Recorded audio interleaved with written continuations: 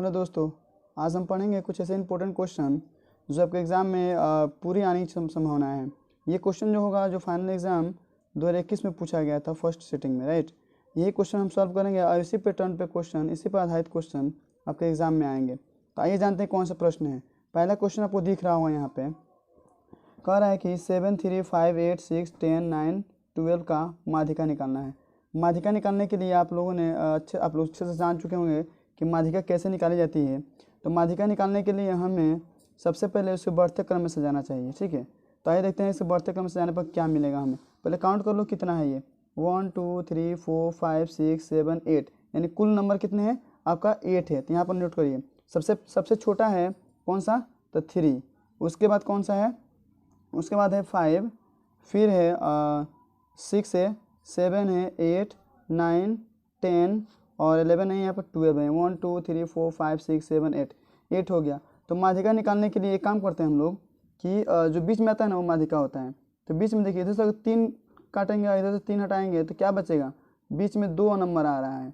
तो 2 नंबर आ रहा है तो इसको क्या करेंगे, इसमें से इसको लेंगे या इसको लेंगे, माध्यिका किसको लेंगे। तो जब दोनों नंबर आ रहा है ना तो दोनों क्या करेंगे, 8 कर देंगे और बाई 2 कर देंगे, ठीक है। जब 2 नंबर बीच में आएंगे तो दोनों को जोड़कर 2 से भाग कर देंगे, तो जोड़ेंगे तो हो जाएगा आपका 15। 15 में 2 से डिवाइड करेंगे तो होगा 7.5। तो ये आपका राइट आंसर निकल कर आया। तो देखिए ऑप्शन में कौन किस में दिया है, ऑप्शन देखिए, ऑप्शन ए में दिया 7, 7.5, 8 और कह रहा है कि नॉन ऑफ दिस। तो हम 7.5 को टिक करेंगे, राइट। तो हमारा राइट आंसर होगा 7.5। क्वेश्चन है नेक्स्ट क्वेश्चन 2 नंबर, 9, 3, 4, 7, 2, 9, 6, 7, 9, 9 का बहुलक ज्ञात करें। तो बहुलक के लिए तो बहुत सिंपल सा तरीका है बताने का कि बहुलक कौन से होंगे। तो जो सबसे अधिक बार आएगा ना वो बहुलक हो जाएगा। तो आप बताइए तो इसमें सबसे अधिक बार कौन आया है, बताइए। हाँ, तो देखेंगे हम कि 9 है, 1, 2, 3, 4, यानी 4 बार आ चुका है, ठीक है। तो हमारा बहुलक जो होगा वो हो जाएगा 9। तो आपका राइट आंसर कौन सा हो जाएगा यहाँ पे, ऑप्शन डी यानी 9 आपका होगा, वो राइट आंसर होगा, ठीक है। चलिए नेक्स्ट क्वेश्चन सुनिए, निम्नलिखित में कौन सी अभाज्य संख्या है। अभाज्य संख्या निकालना है ना। तो देखिए अभाज्य संख्या के लिए सबसे छोटी अभाज्य संख्या तो 2 होता है, बट इसमें 2 तो ऑप्शन है ही नहीं। तो इसमें हम ढूंढेंगे सबसे छोटी अभाज्य संख्या कौन है इस सब में, ठीक है। तो देखो ये तो अभाज्य संख्या है, ये भी अभाज्य नहीं, ये भी ये अभाज्य संख्या नहीं है क्योंकि ये 9 से कटता है, 3 से कटता है। ये भी कट देता है किसी से, ये भी अभाज्य संख्या नहीं है। ये 56 भी कट देता है तो ये भी अभाज्य संख्या नहीं है, यानी 13 जो दिख रहा है वो किसी से नहीं कटता है स्वयं को छोड़कर। तो ये आपका हो जाएगा अभाज्य संख्या। इस चारों में कंपेयर करेंगे तो सबसे छोटी अभाज्य संख्या ये होगा। एक्चुअली सबसे छोटी क्या, यही अभाज्य संख्या ही होगी। क्वेश्चन भी कर रहा है, सॉरी, कि निम्नलिखित में कौन सी अभाज्य संख्या है, ठीक है, 13 है, ठीक। आइए क्वेश्चन नंबर 4 देखिए क्या कह रहा है। कह रहा है यदि किसी बारंबारता सारणी का माध्य 8.9 एवं माध्यिका 9 हो तो बहुलक होगा। तो बहुलक निकालने का एक फॉर्मूला होता है, याद है आप लोगों को, सोचिए और बताइए कि बहुलक निकालने का फॉर्मूला क्या होता है। तो बहुलक निकालने का एक फॉर्मूला मैंने बताया था आप लोगों को कि बहुलक का एक फॉर्मूला होता है 3 गुणे माध्यक। 3 गुणे क्या होता है, माध्यक माइनस 2 गुणे माध्य। ये आपका बहुलक का फॉर्मूला होता है, ठीक है। अब क्वेश्चन में दिया क्या है, देखो फॉर्मूला तो ये हो गया, बहुलक बराबर 3 गुणे माध्यक माइनस 2 गुणे माध्य हो गया। तो क्वेश्चन में दिया क्या है, तो ध्यान से देखिएगा जब, तो दिखेगा कि माध्य दिया है 8.9 और माध्यिका दिया है 9, ठीक है।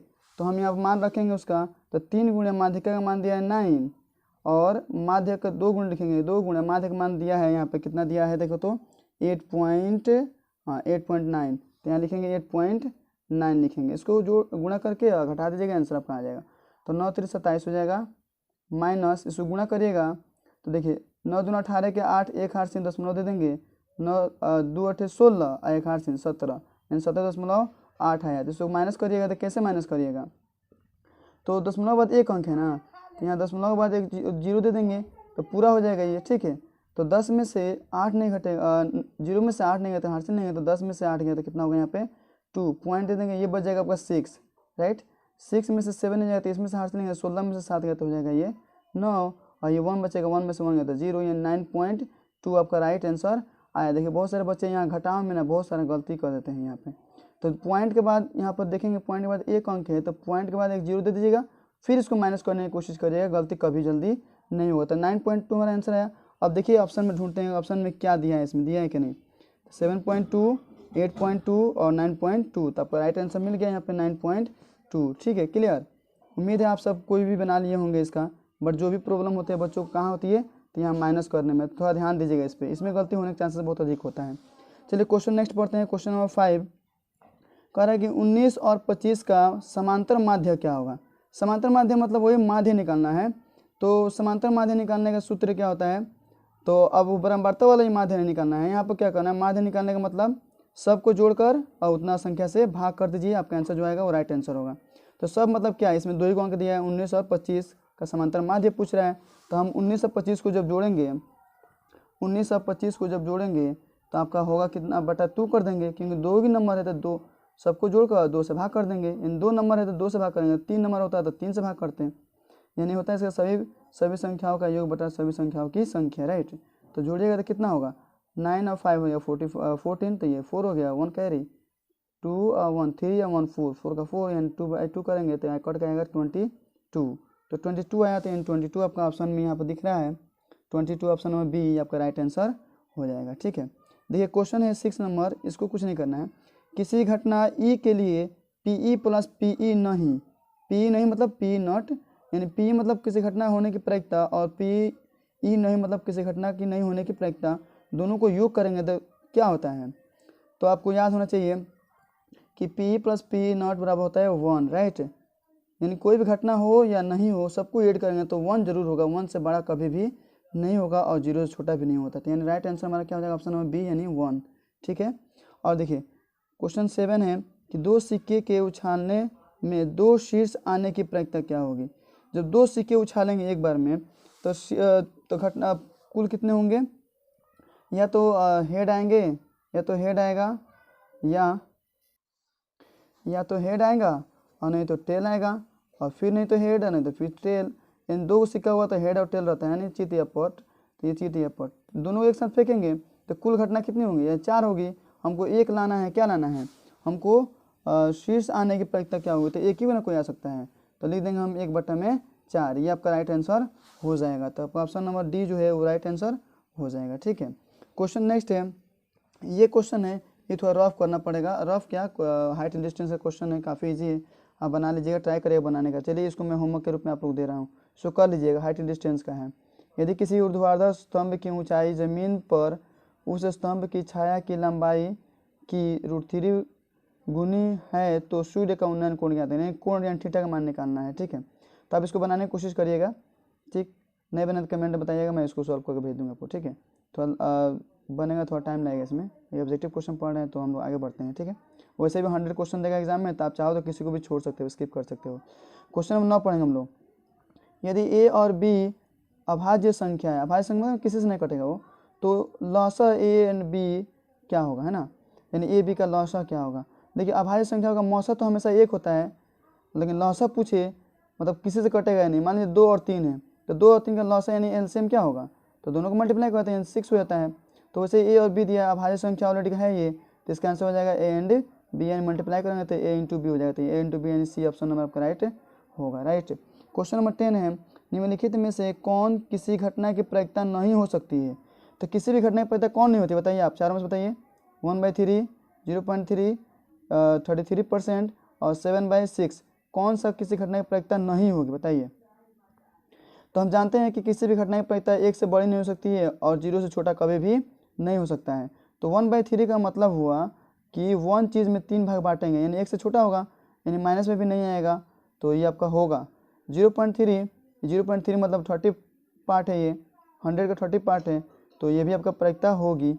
13% दे रहा है, परसेंट जब भी देगा ना ये, तो 33/100 होगा, और 33/100 को जब भाग करेगा 0.30 आएगा, तो ये भी तो होगा। यानी 7/6 जो है, ये देखिए 7/6 को अगर हम डिवाइड करेंगे तो 1 पॉइंट आपका आएगा 1 6 ऐसे करके कुछ आएगा। ठीक है, तो 1 से बड़ा हो गया ना ये, जब भी 1 से बड़ा होगा कोई भी नंबर तो वो प्रायिकता कभी हो नहीं सकती है। तो आपका राइट आंसर कौन होगा, ऑप्शन नंबर डी आपका राइट आंसर होगा।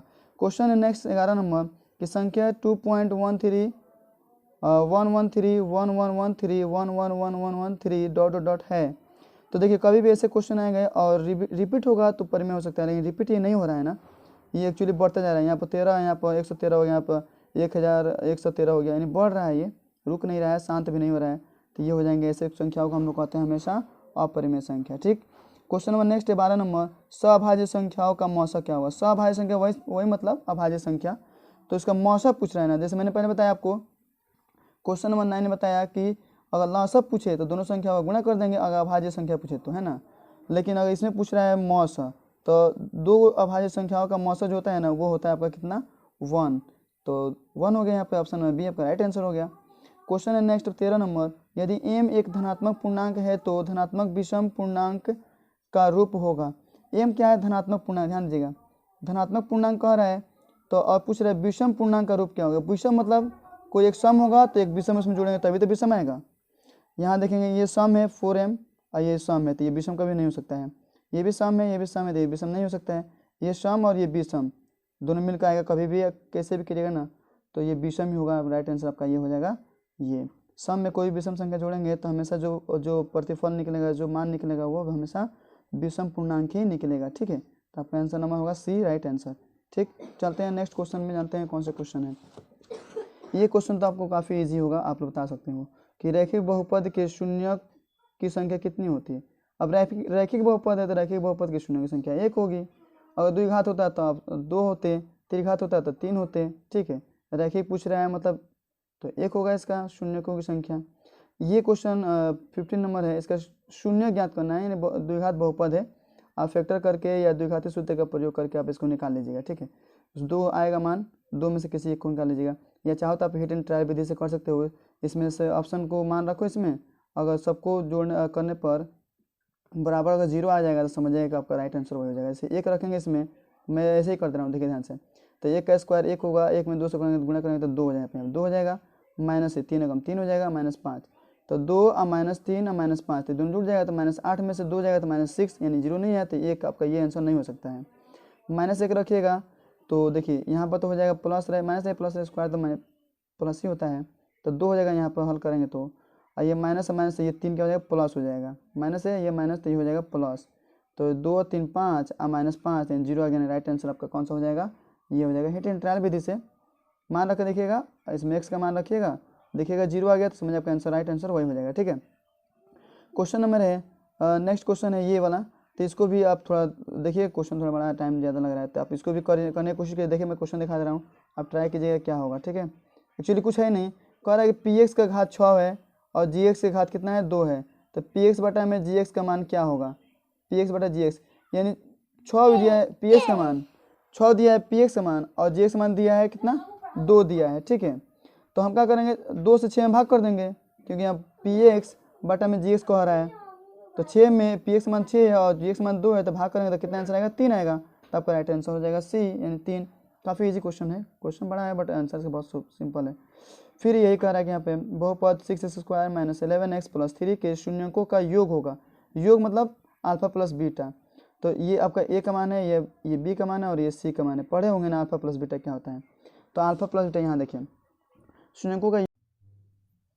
देखिए नेक्स्ट क्वेश्चन था कौन सा, क्वेश्चन था 17 नंबर कि बहुपद 6x² - 11x + 3 के शून्यकों का योग होगा। ठीक है, तो शून्यों का योग जब भी कहें निकालने के लिए तो उसका एक फॉर्मूला होता है, अल्फा प्लस बीटा उसको कहते हैं -b/a होता है। ठीक है, -b/a। तो अब -b, तो अब देखें यहाँ पर ध्यान दीजिएगा कि यहाँ b का मान जो दिया है माइनस में दिया है नहीं है, b का मान किस में, ये माइनस में है, तो माइनस ये और फॉर्मूला का माइनस क्या हो जाएगा हमारा, ये हो जाएगा प्लस, यानी 11 हो जाएगा। और बटा में a का मान यहाँ देखिए ध्यान से कितना दिया है, a का मान दिया है 6, तो यहाँ पर लिख देंगे 6, यानी 11/6 जो होगा वो हमारा राइट आंसर होगा। ठीक है, 11/6 किधर है, यहाँ है, देखिए इसे माइनस भी दिया है, तो प्लस माइनस थोड़ा ध्यान से, ये आपका आंसर सही होगा, ये नहीं होगा। ठीक है, क्योंकि इसमें माइनस आ गया। चलिए जानते हैं नेक्स्ट क्वेश्चन कौन से हैं। तो नेक्स्ट क्वेश्चन है 2 4 x, y।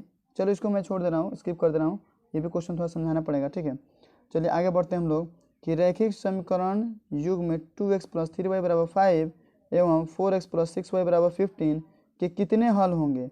हल ज्ञात करना है आपको, तो a1/a2 b1/b2 c1/c2 की तुलना करके हल निकालते हैं। ठीक है, तो a1 का मान है 2 और a2 का मान है 4, तो 2/4 करेंगे तो आंसर कितना आएगा, 1/2 आएगा। समझ रहे होंगे। b1 का मान है 3 और b2 का मान है 6, तो 3/6 करेंगे तो 1/2 आ जाएगा कट कर। तो ये दोनों तो बराबर हो गया, a और b दोनों बराबर होंगे। अब c करेंगे तो 5/15 यानी 1/3 आ जाएगा। यानी क्या समझ में आया आपको कि इसका दोनों का तो जो अनुपात है वो बराबर हो रहा है a और b का, लेकिन c1/c2 का मान निकाला तो 1/3 बराबर नहीं हुआ। तो हमें शर्त क्या मिला कि 1/a2 बराबर तो है b1/b2 के, लेकिन बराबर नहीं है किसके, c1/c2। और जब ऐसे शर्त आते हैं तो उसको हम लोग कहते हैं कि उसका हल कितने होते हैं, कोई हल नहीं होता है। ठीक है, तो राइट आंसर होगा आपका ऑप्शन नंबर डी। ठीक है, तो हम लोग मिलते हैं ऐसे क्वेश्चन के साथ नेक्स्ट वीडियो में। धन्यवाद।